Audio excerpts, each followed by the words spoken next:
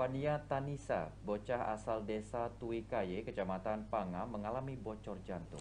Orang tua bocah dari keluarga yang sangat sederhana sehingga tidak mampu mengobati anaknya dan membutuhkan uluran tangan untuk membantunya.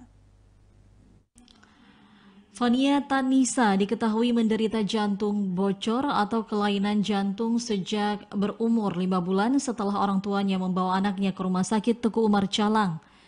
Bocah ini merupakan anak pertama dari pasangan Hambali dan Yusra Mandasari, warga desa Tuikaye, Kecamatan Panga, Kabupaten Aceh Jaya.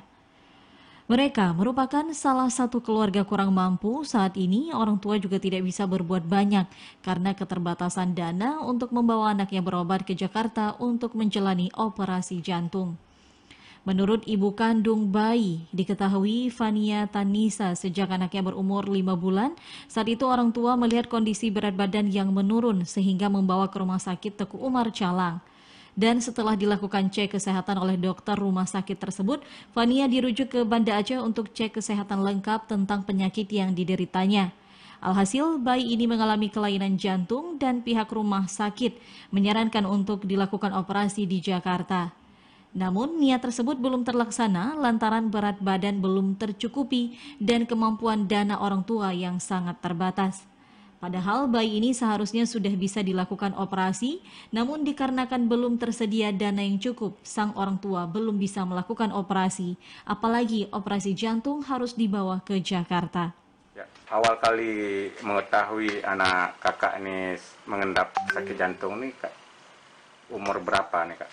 Umur 5 bulan. Karena susahnya berat badan, bawa ke Rumah Sakit Calang, katanya bocor jantung, bocor katup jantung, makanya susah naik berat badan. Ada saran dari pihak rumah sakit dan Abidin sama Harapan Bunda untuk bisa sehat kembali anak kakak nih? Harus operasi. Bisa dilakukan di Banda Aceh ataupun harus dirujuk keluar daerah nih, Kak? Dirujuk ke Jakarta. Untuk pengobatan anaknya, orang tuanya sangat mengharapkan bantuan dari pemerintah maupun para dermawan lainnya. Bagi para dermawan yang ingin membantu pengobatan Fania Tanisa, dapat menghubungi orang tuanya dengan nomor handphone 0823 6341 334. Dari Aceh Jaya, Musliadi, TVRI melaporkan.